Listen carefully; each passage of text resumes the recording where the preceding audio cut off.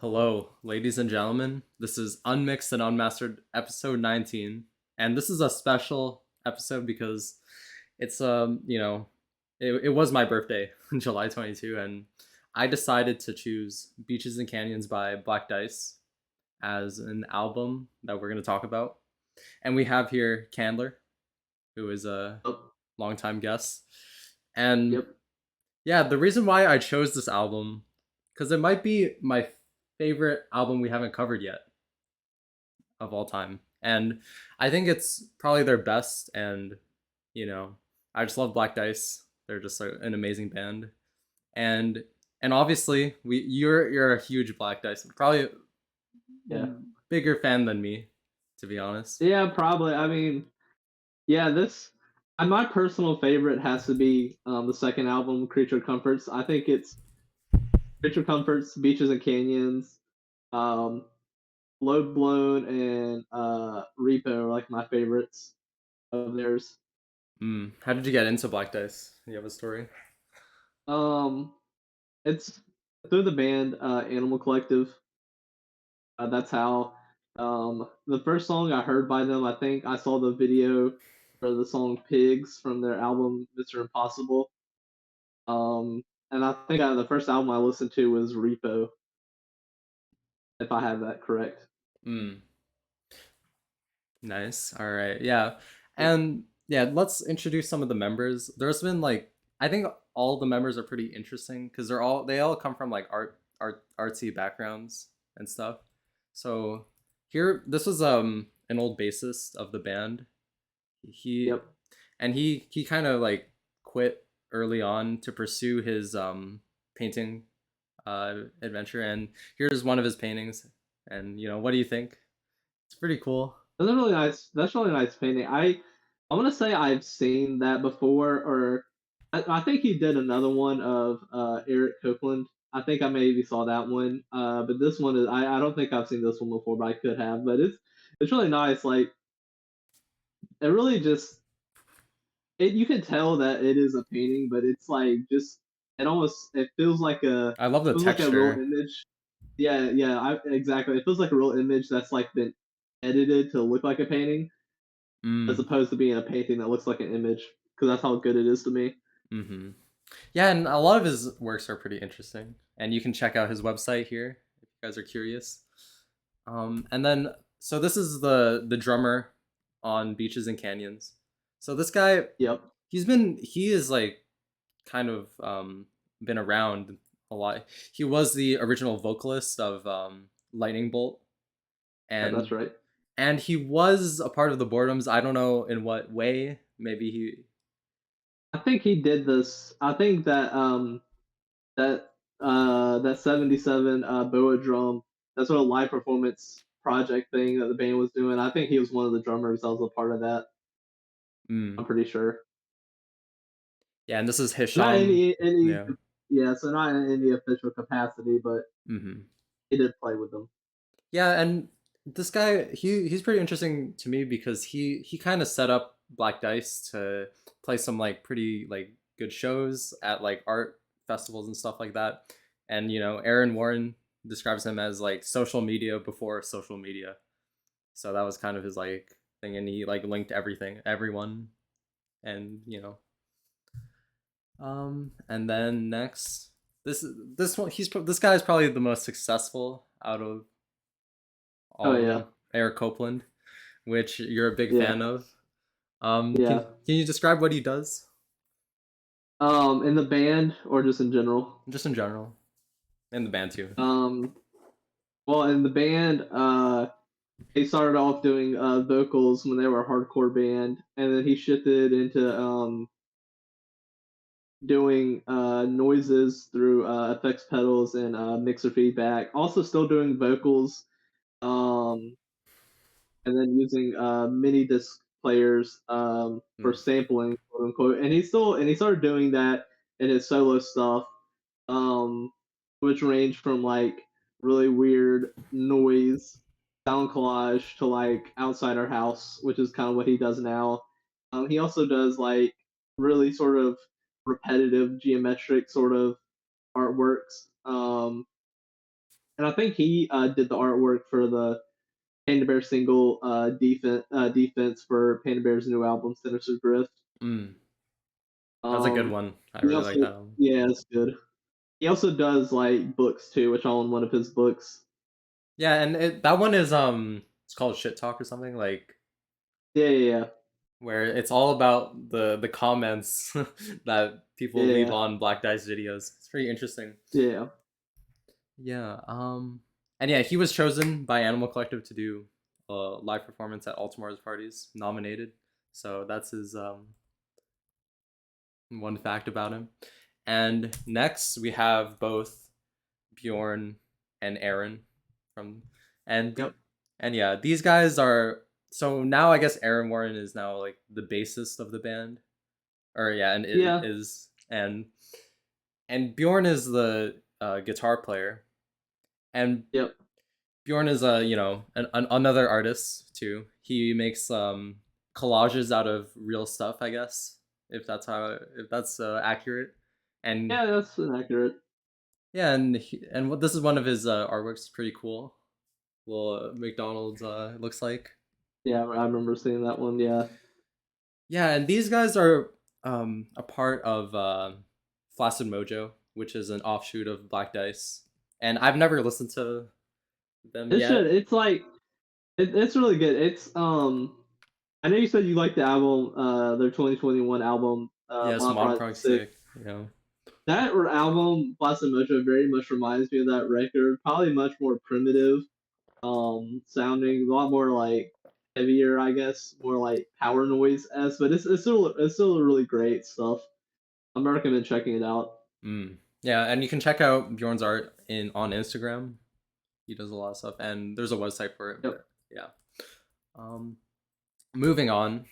So these guys before Beaches and Canyons, they were kind of this hardcore band, and they were known to make like pretty crazy stuff, and their live shows, most importantly, were really like crazy and like dangerous. That was kind of like their Yeah. thing, because a lot of them felt, or like I guess Bjorn specifically felt like he couldn't like he didn't have the technical proficiency to like make like great hardcore music, and that's kind of the quote here in the what is it, the first slide. A hardcore band I love, but a mediocre one I have no time for. So like, and they kind of use that like dangerous like shows as like a way to to I guess like get people in the door. And what do you think about the Oh yeah. hardcore stuff? I really like the hardcore stuff as it's like I do think I can see elements Yes. of the um the later noise stuff through the almost fractured, sort of incomprehensible, just like mess of sounds that all sort of kind of just like work well together. Um, the the music is definitely probably not as like risk taking as some of the later stuff, obviously, but it's Mm-hmm. still like music that is really just exciting and captivating Yeah. to listen to. Very raw energy. Yeah, exactly. Yeah, and here we'll play a little part from this song is "Lambs Like a Fruit." Yep.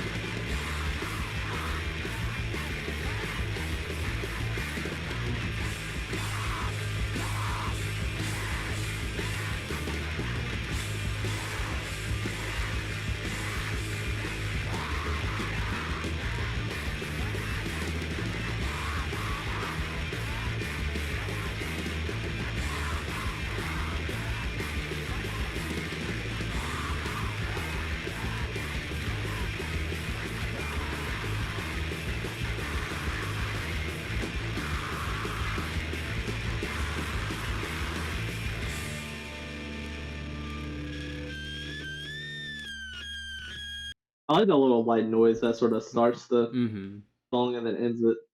Yeah, they're very lo-fi, like Yeah, recordings. yeah, And yeah, I love the primal energy Eric's bringing. It's exactly. awesome. And yeah, so yeah, this is kind of their discography. And yeah, to speak on the hardcore stuff, it was put onto a compilation called Natty Light, which compiles Yep. every EP from them. And like from that to Beaches and Canyons, like what do you think like the progression was? Like you think it was like an immediate thing? Because when you listen to Natty Light towards the end, you can kind of like Yeah, see yeah. the kind of like the ambient stuff they were doing on it, and it seemed like they were trying to go to that direction after. I don't, I don't like because I've seen like interviews and stuff. I can't remember anything off the top of my head, Mm-hmm. but I think, yeah, exactly what you said with the Natty Light compilation towards the end. It started going towards more ambient stuff, and also I think them them like getting together with the Animal Collective, seeing what they were doing, Mm-hmm. um, them getting with Wolf Eyes, maybe. yeah, Wolf Eyes. Yeah, yeah, that's it. That's Yeah. who I was thinking of. Wolf Eyes recording with them, and I think also them just saying they wanted to move more from like what they were doing, and they like the sort of like accidents, the weird like transitions between the songs better than the actual songs themselves. So Yeah. they started focusing on that and making them more songs. I think it's just a natural progression. I don't think it was necessarily immediate. I Mm-hmm. think it just kind of happened, and True. yeah, Yeah.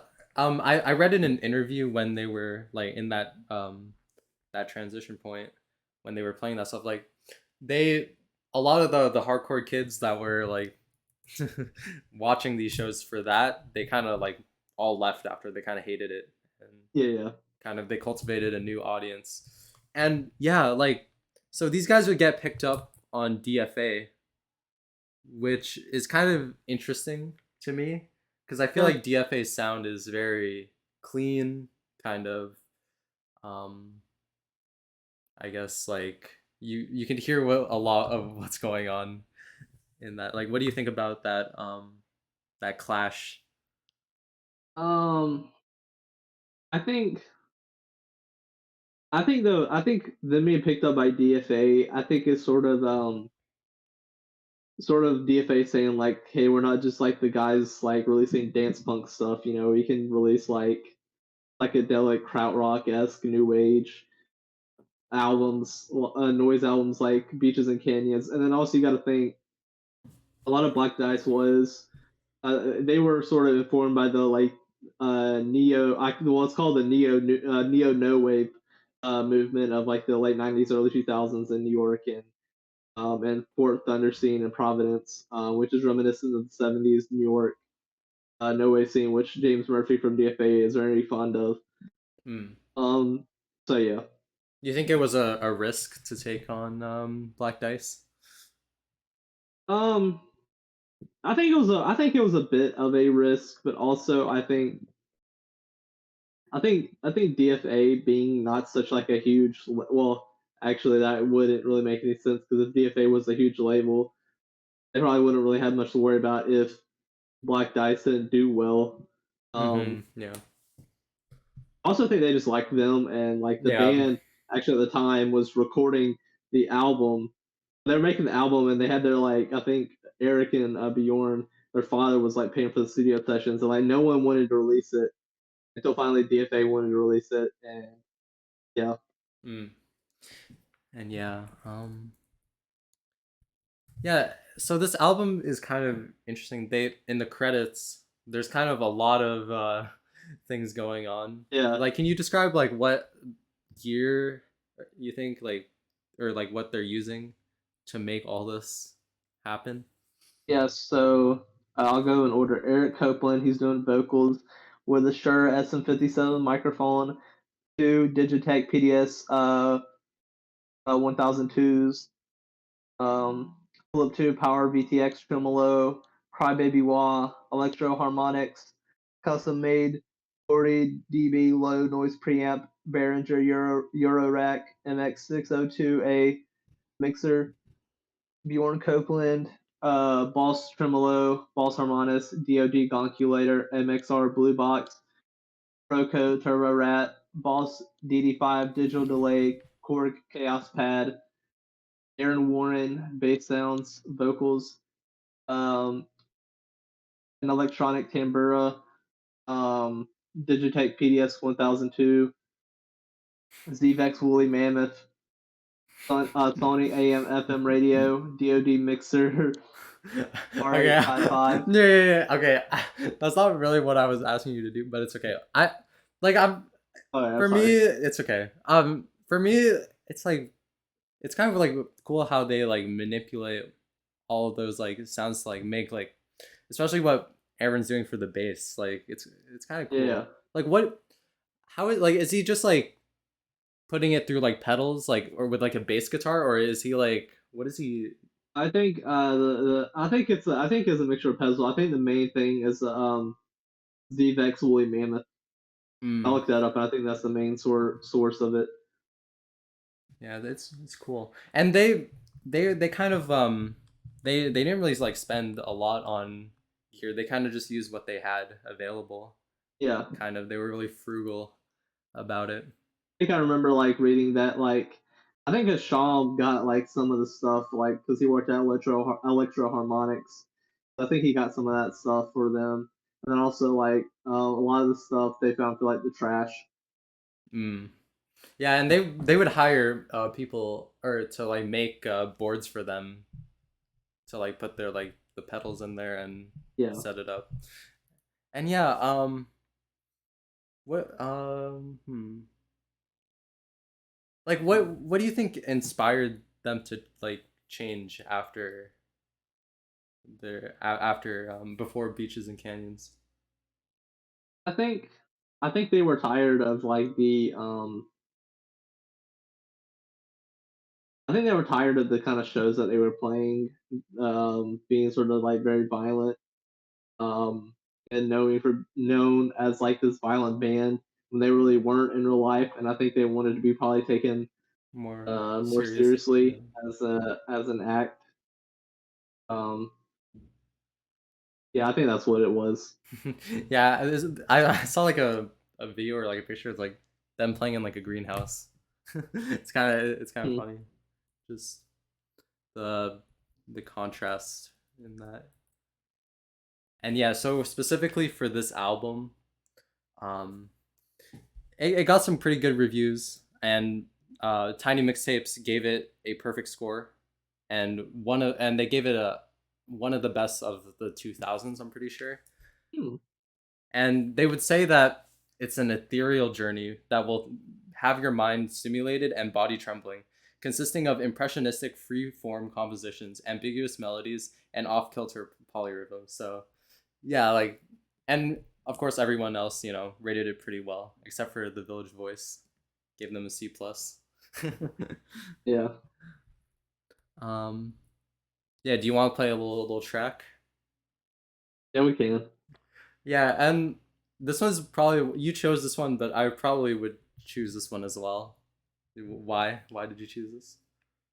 I just like how like after the first two tracks, which like we're building a momentum, but they kind of started out sort of like slow, but this one it goes straight for the jugular. Like it like off the rip, it is just like it hits the ground running. It is intense. I mean, it is like it is Yeah, crazy. I listen to this like while I'm working on stuff, and when this comes on, it gives you some energy, and I think this is my favorite Black Oh Dice yeah. song. I just love the first part, the I guess the intro, which you're gonna hear right now. Oh, is it gonna play?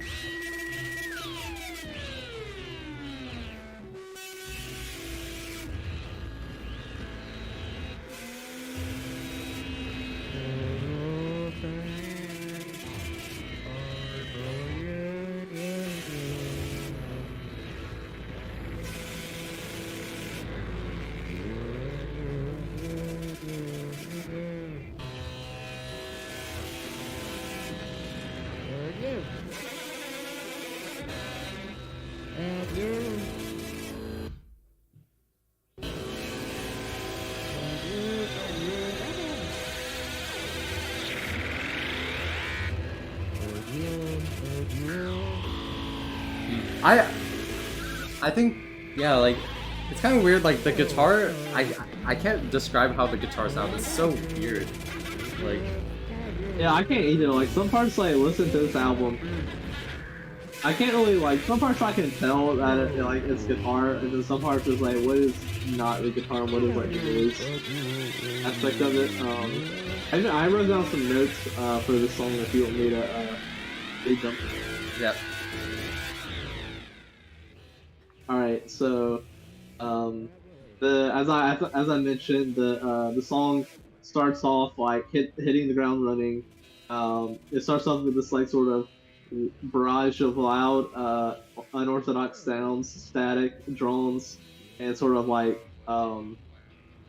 just just sounds that like sound like they're coming from all sorts of different angles. It's like it it sounds feels like like this it's like like consuming you. Like yeah, exactly, exactly. And I even wrote that it sounds like um the tide is like rising, mm, right?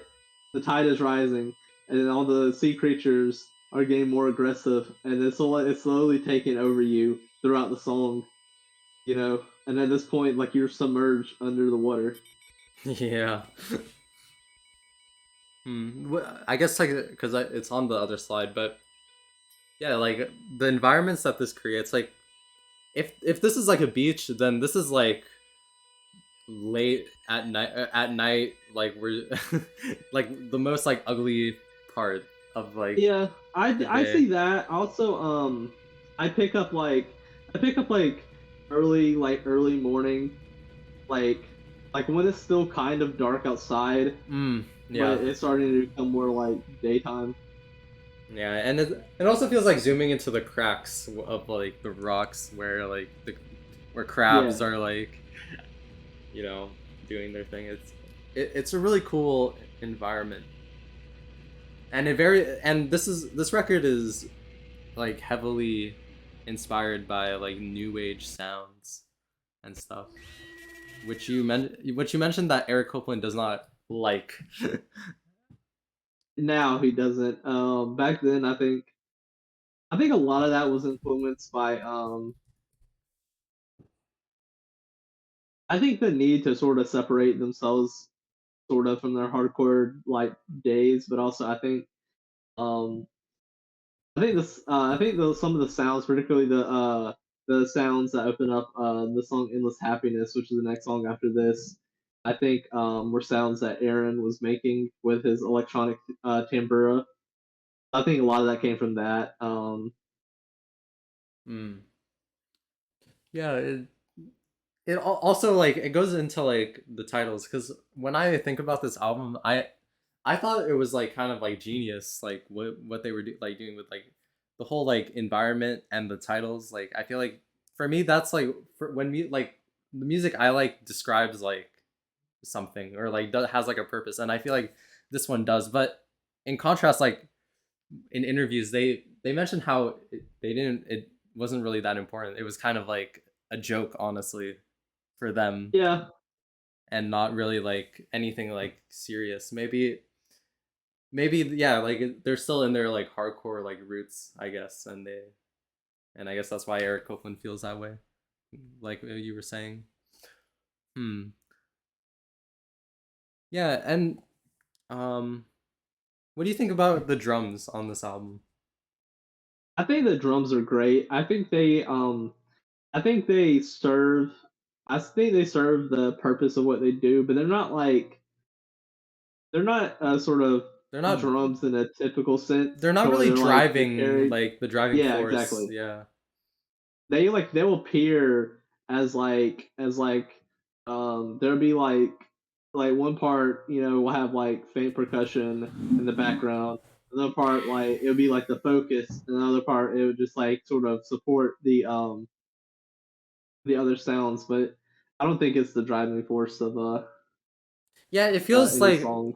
it feels like it feels Maybe like the last song. what they're doing is like the I guess like they're trying to make it all like ambient, and that's how it like the drums Yeah. feel. Hmm.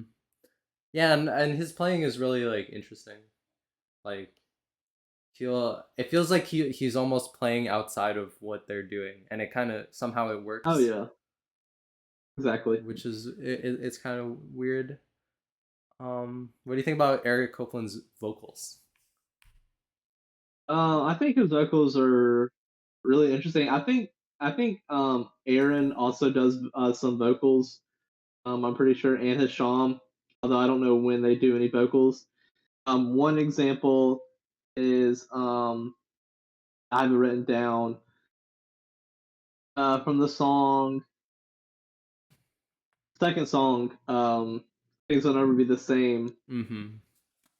There's a vocal that sounds like, and these I think it was Eric saying away, right, with Oh. just like delay on it. But then I was like Oh yeah. re-listening to it, and it sounds like maybe he's saying a wave, you Yeah. know? Oh. And yeah, Yeah. because I know that part. It's kind of like someone's like yelling from afar. Oh yeah. Yeah, almost. Yeah, like his vocals are like just really like yeah, you can tell it comes from like a hardcore background. Like it's very like it's kind of like it's really weird. Like just like screaming and like just the making it feel like an instrument more than like an actual like Exactly. voice. Um. Yeah. Hmm. Do you pick up on like any other influences? Definitely boredoms. Yeah. Maybe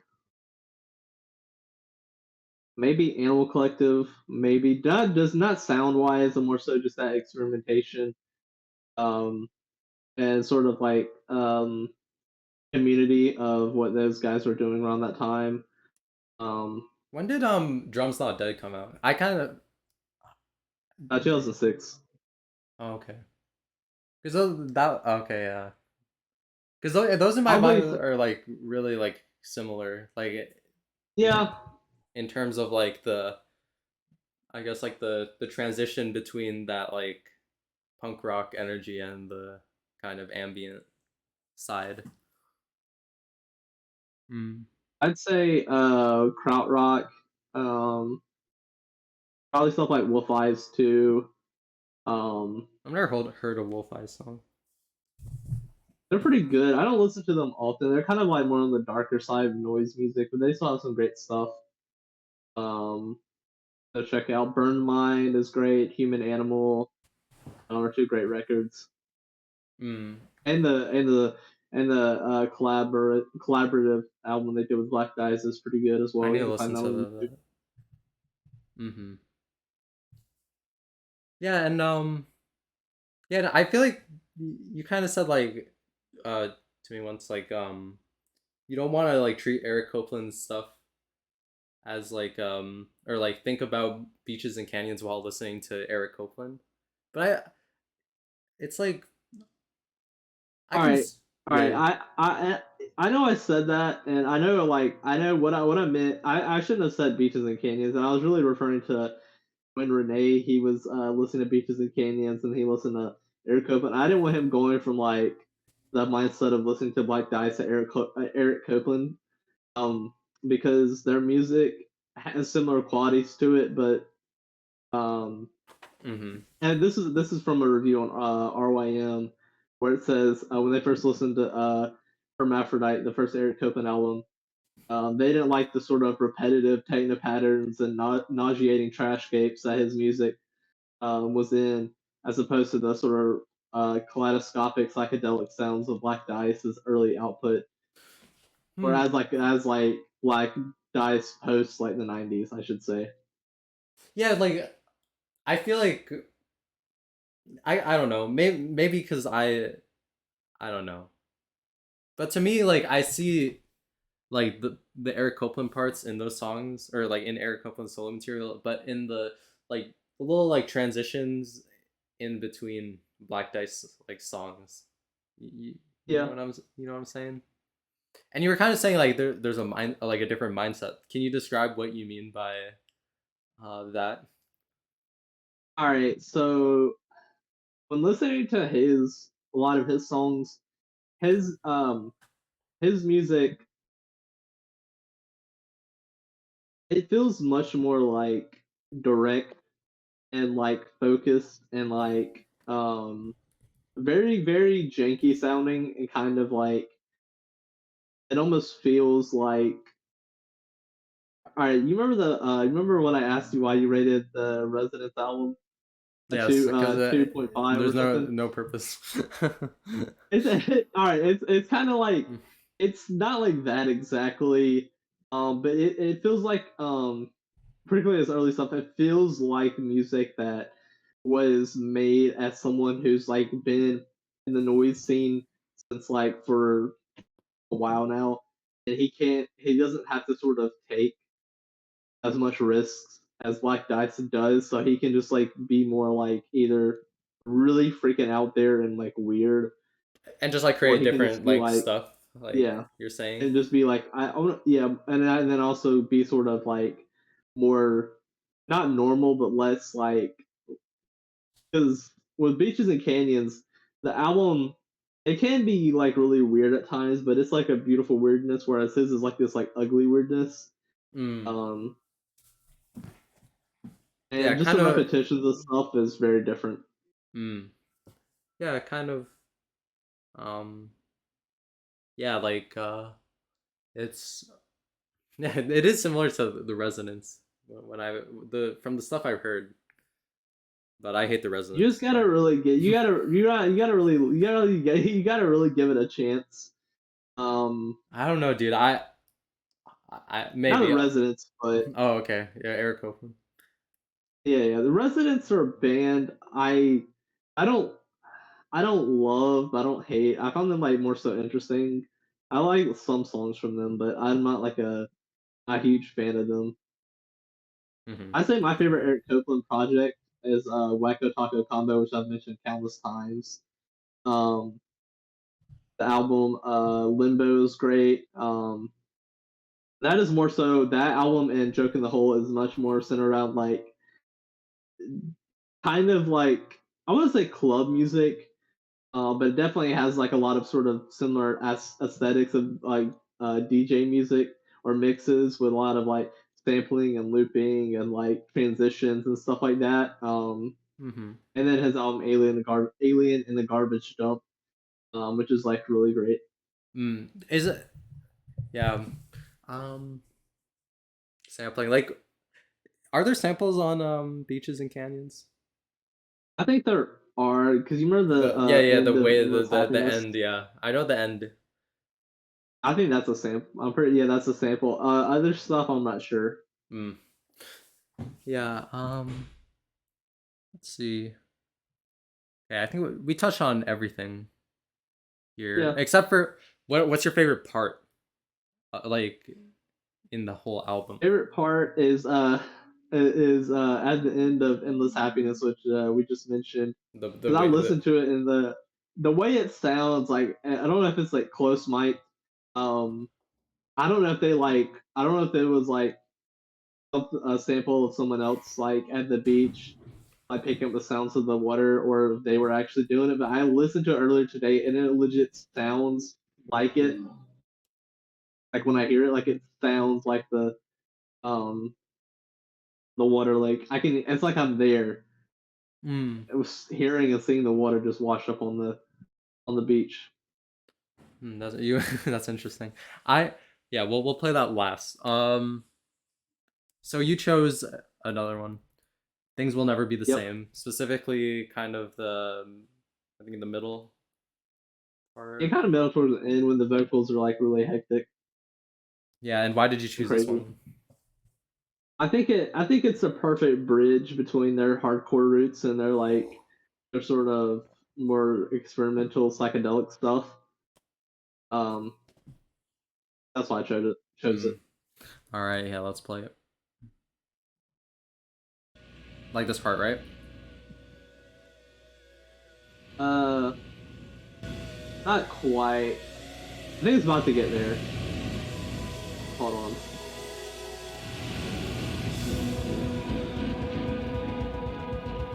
Yeah, it's starting to come soon. I can kind of feel it.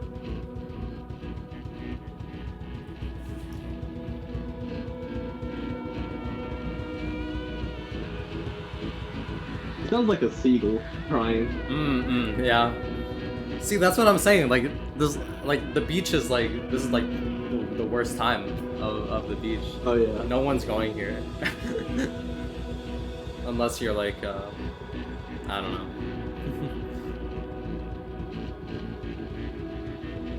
You want to be alone. Oh yeah, true.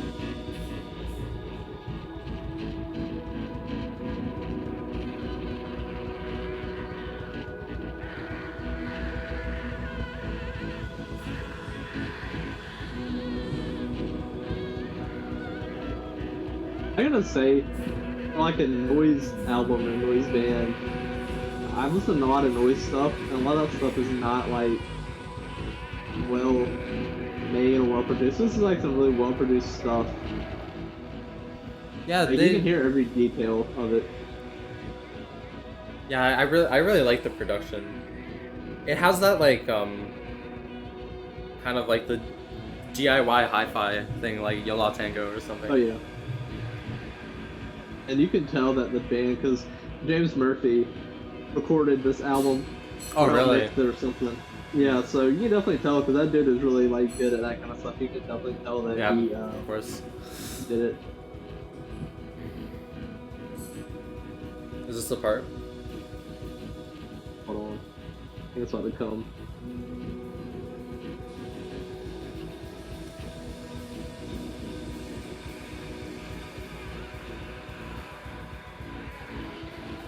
Yeah, there it is.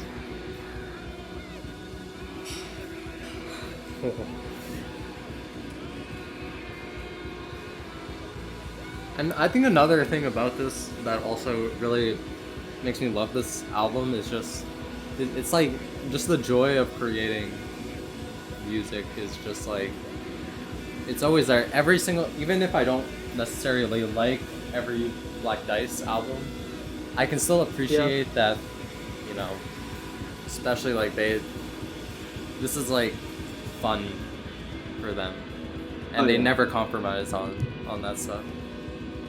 How many Black Dice albums like do you like? Wait, sorry?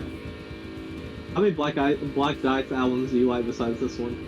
So so for me, it has to like the ones that I love as much as this one, but of course I love Beaches and Canyons more. But Creature Comforts and Mod Prog Sick are probably my favorites probably.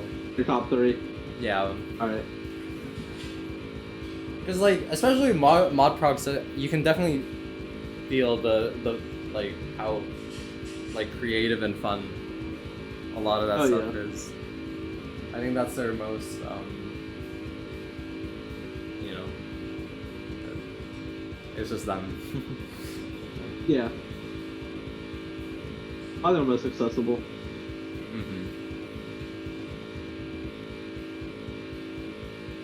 And what do you think about records like Load Blown, Repo, Broken Your Records, Impossible?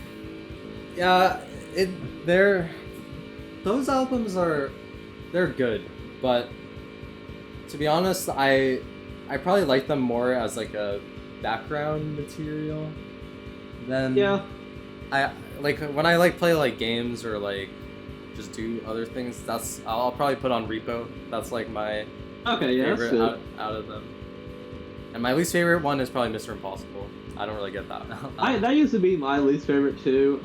I think it's not probably. I think it does kind of tend to repeat itself a bit, and it gets a little samey sounding sometimes. I do think it has some great tracks from it. Repo, I think, has a lot of the hip hop sounds that they like also have on Mod Prog Sick. Load Blown is like their pop record in a sense with the pop structures. I think if you really it works both as like an album but also as like a mixtape. Every song just it really works. Like all the like Roll Up is actually my favorite Black Dice song. And I think that's just really great. Everything, the guitar, the samples, the beat, the bass, the noises, That's a everything good just like song. kind Yeah, of works. I like that. Yeah, and I remember you were Bro- telling. Oh yeah, go ahead. Broken Ear record, I think is a great record, but it doesn't spark that same sort of enjoyment to me that Okay. Oh, the other ones have. that one, that one's also in the bottom for me. Broken Ear record. I just think for me, I don't know. I think the live drums are just probably my favorite thing about all the early stuff, and that's kind of why I tend Oh to yeah, go towards them. And it's interesting that you said that. Or I guess one time we were talking, and you were saying how in like messages like you couldn't sometimes you're not in the mood to listen to Creature Comforts or Beaches and Canyons very often, yeah. and because that's interesting because for me that's the opposite, and Hmm. I think that's just interesting. Like I feel like I can listen to Beaches and Canyons and Creature Comforts all the time, I think a anytime. lot of it has to do with the lengths of the songs. Mm. Um, as the later records, they also had kind of long songs, so they were much more like 5 minutes, 6 minutes, 7 minutes, opposed to like 15 minutes, 19 minutes. You know, which I like that stuff, but I have to be in the mood for it. I have to like prepare myself because something like Load Balloon, like that's like as you said, that is almost kind of background music to me as well. Like I can just like put it on Yeah, for and sure. I know how it goes. I can just listen to it do other stuff as opposed to beaches and canyons or creature comes where I feel like to focus on it more. Mm, for sure. Yeah, and yeah, I guess that I guess that's just different listening philosophies, and everyone Yeah. prefers something different. Mm-hmm. Uh oh, yeah, I have to close here. Nope. Okay, I guess I'll just leave it like that. Yeah. Let's compare beaches and canyons versus creature comforts. What like Yeah. those ones are like there's some similarities for sure, but I think I guess I'll answer it. Like, I think it's just it's just different environments, Oh and yeah. I like how you said one time like it feel creature comforts feels like a jungle almost Yeah. of just like, and I mean yeah, creature. There's a lot of like animal references, and that record is just like it's like a zoo or a jungle. Exactly. More so jungle because it feels like you're going in there, like kind of interacting with the things around you. What do you think? Yep. Yeah, I do. I do agree. I do think the album definitely feels like a much more almost like open environment as opposed to like something like Where it's consuming like beaches and camp, like yeah, yeah. yeah. Also, I think the album feels much more like it feels like the band feels less like a band in the sense that it feels like every part is sort of like just kind of there, allowed to interact with the other thing rather than like each part is following the other thing as opposed to what they've done before. And they take the music concrete sounds from beaches and canyons, like all the weird sort of animal sounds, the kind of like non-musical sounds, to kind of really put that at the forefront of this record. Um, Mm-hmm. yeah, Yeah, it's interesting. I definitely love that record too. It's good, great one. Um, yeah, and okay, I guess we can talk about like because you've seen like I mean we've watched like Black Dice YouTube or like live shows, yeah. and what do you think about them like compared to the hardcore stuff? Like you can hear the live environments in the in Natty Light. Oh yeah. Definitely.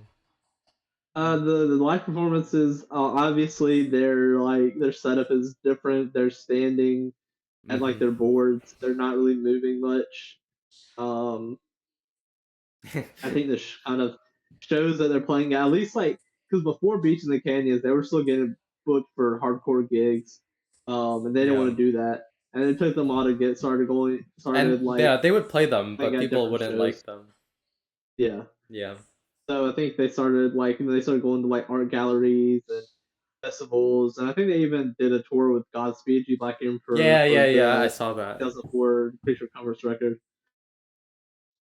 Just different, much more focused on like the they still because I remember they said they still want the sort of physical assault of sound to be present, but not the sort of physical Yeah, assault of them actually attacking like people. yeah, like they definitely didn't want that to happen anymore. Yeah.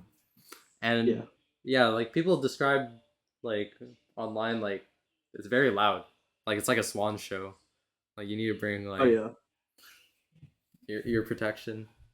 So And yeah. I saw one. I think I saw Deshaun. I think he posted like on his Instagram a video from Creature Comforts show, I believe. Not exactly Creature Comforts show, just around that time. Hmm. Um, and he said he remembers that the show sounded like a jet taking off, just how loud it was. Mm. Yeah, I would love to like Oh yeah, I would have loved to see them back in that time period. that would be Live videos on YouTube just don't hit the yeah, same. no, never. I yeah, I like it always reminds me of the Animal Collective, like the headlights. Like it's just funny. I don't know. Whenever I think of Black Dice live shows, I just think of geologists, just like Yeah. bored. And he's Oh yeah, just yeah, I get what you mean. yeah, yeah. Yeah. Speaking of Animal Collective, and oh yeah, I mean, yeah, we did Animal Collective and Gang Gang Dance on this channel, on this little podcast. Like, well, how would they influence them? Because they definitely Uh, describe them as like kind of the leading, the figurehead of like the of that kind of movement that they were a part of. oh, definitely, because you got to think Black Dice, like they started out in the Fort Thunder scene in the late '90s until they went to New York, and like a band like Animal Collective, they had sort of kind of things they did um, with each other and other people, but they weren't really Animal Collective yet. And then same thing with Gang Gang Dance. Um, so I definitely think that I don't know.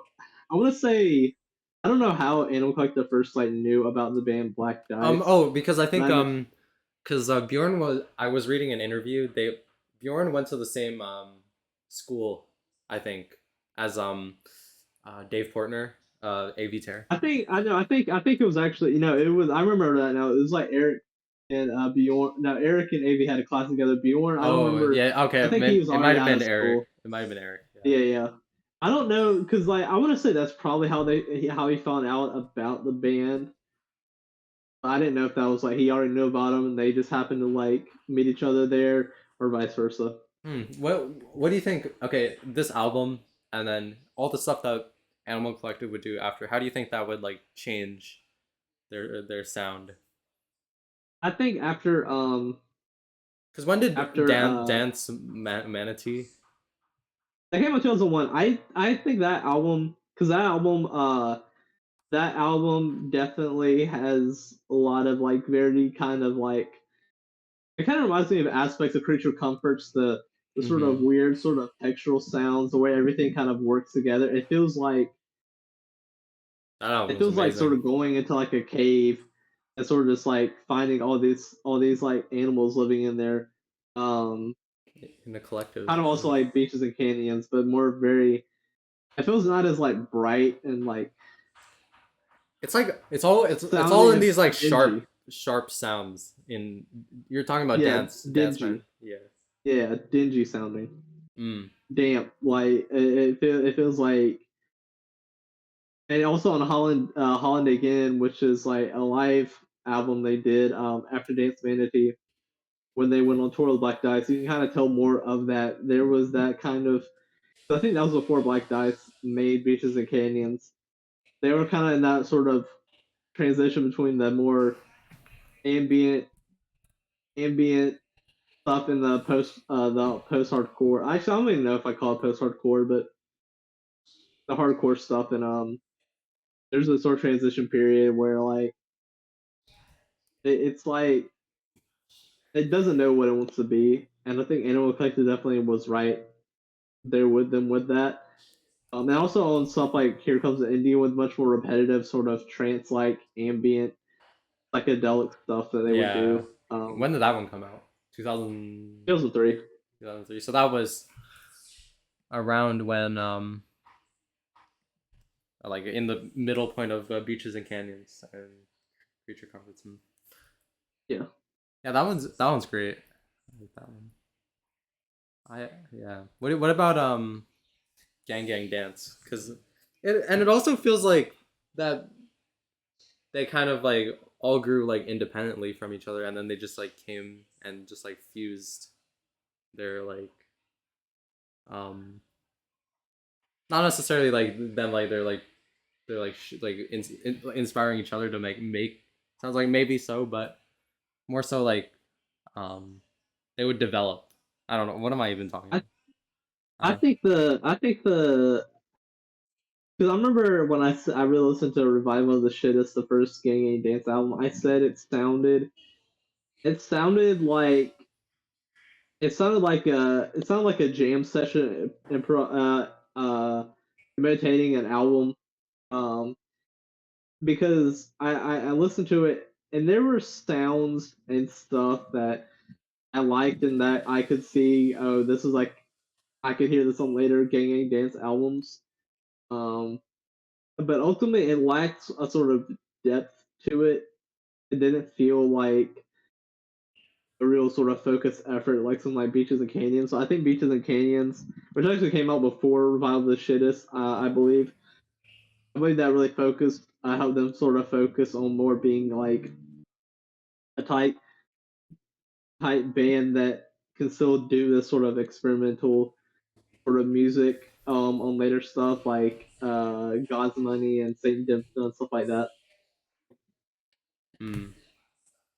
Yeah, they had like there's a lot of like kind of like the pop side of like it's like the spectrum of like the Gang Gang Dance and I guess like Animal Collective and then Black Dice there, Yeah, the I spectrum. Dice is like all the way at the end. And Gang Dance and Animal Collective. Gang Gang Dance is What that's like. like the far side of what? All right, so this is what his I imagine. This right here is like the least accessible like pop or just least accessible to like the poppiest. Like Dice is kind of like right here, not too inaccessible, still not that accessible. Gang A Dance I kind of put more towards like the middle a bit. Animal Collective I put like right here. Hmm, A little ahead of Gang A Dance, but not by much. that's interesting. I yeah, maybe because I think like same Dimflo was is like probably like out of all those three, that's like the pop record right there for sure. Do you think beaches and canyons could be made again today? I don't. I mean, as like made again today, as like that one was like never made. Or no, you said made again, right? So it already exists and then is made again. Oh Made well, again by the I don't know. band I or guess new? or I guess like, do you think it could be like made like if there was no beaches and canyons? Or I oh wait, because I misspelled that wrong. Because there's two questions. Like, do you think it's like a current album for the time? Sorry. I think for the time, not really. I mean, it was a pretty out there album for the time with the new age sounds and stuff. Um, and even nowadays, I don't think it's an album that exists outside of the sort of spectrum of what's relevant. So I don't know. I mean, I'm sure it could be made today, but um, probably wouldn't have the same impact that it had, the small impact that it did have back when it was made. You know, Hmm. Yeah, I just think yeah, I don't know. That's a good thing to think about. Like it's hmm. Yeah, I feel like the sound. I don't know if they could anyone could recreate it. I feel like it's just like I think the equipment is just very like I guess like important to what they do, and I think they kind of Yeah. struck gold on all that, like the pedals and stuff. Which I you can probably do it in like a DAW or whatever, but I don't Oh know. yeah. It, it's cool. Do you like? I guess like jumping into that. Like, do you think it was like a once in a lifetime type of thing? Actually, I wanna mention. I am gonna answer the question, but I want to mention something that you mentioned with the things with the pedals and how like nowadays it can be done in a DAW. I remember reading an interview where the member Aaron Warren said he kind of got tired of um having to turn a knob this way and turn a knob that way through like a bunch of different pedals just to create get like one sort of sound out of it. Because there's like particularly more so Bjorn when he had that custom sequencer box. Um, they had the sort of instructions on how to turn the knobs to sort of create the sounds that they want to create. And I think that was probably something that they really had to focus on and learn, as opposed to now where they don't really do that much. They have like they still have pedals and mixers, but it's much more like minimal in a sense as opposed to what they were doing back then. Mm. Yeah, like yeah, it definitely like it didn't feel it doesn't feel as like elaborate as like the setup they Yeah, had on the earlier stuff. and to answer your question, I do think this album is a once in a lifetime record. Um, I don't think this band could make this album again. Kind of like when we did the mirrored episode, where I think you brought it up. That Ian Williams said that he I don't know if this was brought up at all, but I just remember reading that he said that the band like could never do that record again. It was such a once in a lifetime thing just to have all those guys together making that album, and I think that's the same thing for this record. Mm-hmm. Yeah, I mean yeah, definitely. I would agree. And do you think this will be remembered as a classic? Uh, I'm sure in the future, yeah, it doesn't. It's not the most like popular record. I'd say probably a cult classic. In the New York underground scene and the experimental rock scene of the 2000s, definitely. I definitely, yeah, definitely. Mm-hmm. I And think yes, you should buy the album. yeah, I've been debating. I just don't want to play or pay for like the brokerage fees that like UPS gives you on imports, but I might have to just Well, it's your birthday, but don't you got birthday money? kind of yeah. But I'm still like I still want to save a little, but I Oh, don't know. David, this is like that's like this is like this is important, Jovic. You need to buy it. It's like you can hear because once you get it on vinyl, you can play it and you can hear all the sounds in high definition on throughout your speakers. Mm, You can encapsulate yourself in the sounds of beaches and canyons. yeah, yeah. You're right. I'll definitely put an order in maybe today. All right. But yeah, do you have any other thoughts on that? I think we touched on a lot. Let's see if I wrote down anything else. All right. This is kind of what I wrote. Um, for keynotes: intense, beautiful, euphoric, and dreadful. Minimal, maximal, loud, quiet. Which minimal, maximal kind of like are synonymous with loud and quiet, Like kind of. I like that because like it's like minimal in a sense that like oh wait I don't know if I agree with. Can you explain that? Actually, never mind. I was trying to When I defend say it. minimal, I didn't mean like every aspect of it, but I mean like at the beginning of songs, there's certain aspects of songs like towards the end where it's just like one or two sounds are playing. Or maybe it's like oh sorry to cut you off, but They're fun. maybe it's to like you're I don't know like to me when I hear that kind of like getting the most out of the sounds of like your equipment Oh or yeah, yeah. Other things I wrote.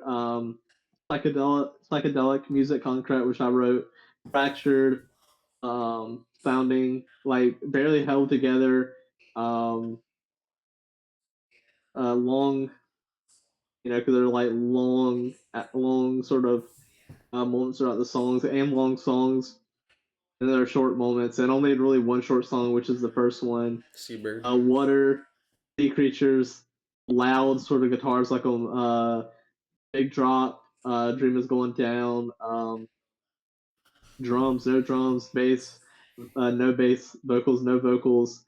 There's a lot of like in and out with things. It's like I kind of sort of describe it as like a rising and falling feeling, kind of sort of like when the tide is washing up and on the beach. And another thing I wrote down, and I would describe this album, and these are like genre descriptors I made up for the album. Noise age, which is sort of a combination of noise and new age, Mm, and hardcore psychedelia, which is a combination of hardcore punk and psychedelic music. mm. Well, I have I guess another one. What do you think about the theme of environmentalism and this album? I think it's great. I don't know how they, because you said that a lot of it was like a joke, right? Mm-hmm. Your Yeah, band said a but lot of I it think was it's an a joke. like I think they were it's like an unintentional like genius like the way that for me, Yeah, in my opinion. I think they were probably like, I think because I think a lot of the aspects of the band of it were like the band were just like playing with stuff, and they were kind of like picking up on like different ways to approach like sounds and stuff, and I think it just kind of happened naturally that the stuff sounded the way it did. I don't think they were like setting out to make like an album that sounded like, because I think it sounded like it did, because I think if you try to set out to do that, you most likely won't do it or do it in a way that works. I think a lot of it was unintentional, as you said. Mm-hmm. And it kind of the record almost like feels like Bjorn Copeland's like art pieces almost. It's like Yeah, you mentioned like fractured like just like the collages of like that stuff and even their I mean to be honest all of their records have that like almost fractured like collage sense of like how like Bjorn does his visual pieces. Very oh interesting. definitely. Um, but yeah, you want to play a last song to end it off? Yeah. Any last words? Uh, I don't think so. Go listen to this album. It's a Yeah, exactly. Go listen to it. it's a very important one in both of our musical endeavors or lives, I guess. So yeah. Oh shoot, my bad. Okay. So you wanted to play the water part, the water Yeah. of endless Yes. happiness, and why? It's kind of I one think that I it. I would think just it. not I wouldn't think to I do. think it really just as a bare minimum, like at the bare, it is the bare minimum of what the album to me is, which is Mm. just like, or the environment it puts me in, which is just like the beach. And it really sounds like I can really picture myself there, hearing and seeing the water like wash up on the shore. You know, like when the water like washes up and it has that like sound of it like falling back into Yeah, the yeah, ocean. yeah. And the way it kind of like wettens the sand, it kind of gives it that. It really works well to You me. It's know, not the most musical aspect, but it works so well for me. you know what this album reminds me of? When I listen, But it reminds me of when I one winter my we funded a trip to go to the Philippines and yeah, we went to this beach, right? And it honestly felt like now that I'm thinking about it, like it felt like what this album is like because we went in like a day that was like really cloudy and it had all these like crabs like little like tiny crabs like they were just like digging in the sand and then coming out and it's just all these like little like crabs coming out. It's like yeah, I don't know. It just reminds me of that this album just reminds me of that oh time. yeah. Have you listened to the Animal Collective song "From the Beach"? It was like a live cut that they were doing around the time of Merryweather that they didn't end up putting on an album. Um, I didn't listen to that. and that album, that song doesn't sound wise doesn't really remind me much of this album. But the environment, the beach I'm thinking of when I listen to that song reminds me of the beach I'm thinking of when I listen to this album. Hmm. Yeah, I might have to listen That to kind of that. like cloudy sort of darkness to it. It's great. Yeah. All right, we want to send it off. Yeah.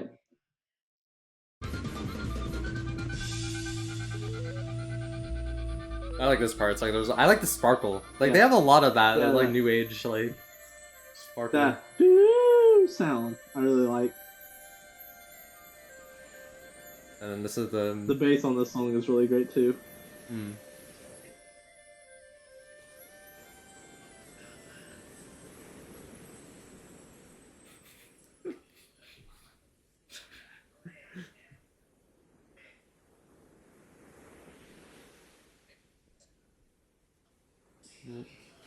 A nice sweeping.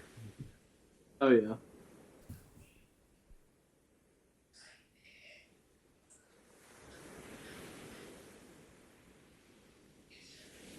Like they probably like thought in the studio that this was like really funny, and then but when I'm listening to it, I just think it's like serious. Like this is Yeah. it. Yeah. I honestly I do love Big Drop, but I wouldn't be mad at this end of the album. Mm. I like Big You Drop know? too. All of the songs are good. Oh yeah. Also, what would you reviewed most of them? What would you give this? I give this a 4.5, just because I prefer the more like music concrete and animal sounds of Creature Comforts. But re-listening to it today, I definitely do think it is like a really just spectacular album that really takes you on this journey. Um, and even at the more kind of like ambience ambient parts of it that aren't like exactly like crazy like on like the dream is going down, it still is captivating to me as like you're sort of like you know what's coming up, and if you don't when you're listening to it you're still kind of anticipating something to happen, Hmm. you know. You're talking about yeah this one yeah. Yeah. I yeah re-listening to this like I think it put into perspective like why I like this album so much.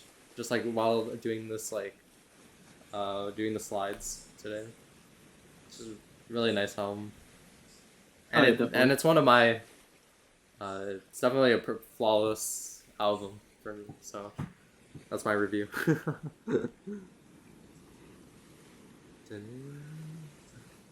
Oh yeah, and I guess to announce some upcoming episodes, uh, while this plays, I kind of we're doing Shushu's knife play soon, and then after this, I kind of want to get into some indie rock. After this, When do you want to do the nouns episode? I know you said you want to do it after this episode, obviously. yeah, after probably I wanna touch on some other ones. Guy by Voices, obviously, one of my favorites, and also Yola Tango. I want to get those guys in there too. Are you doing the knife play episode with? Just a friend of mine. Oh, okay.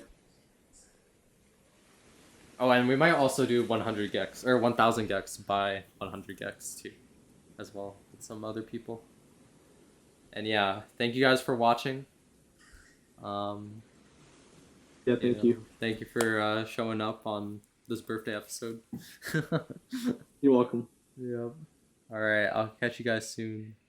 Bye. Later.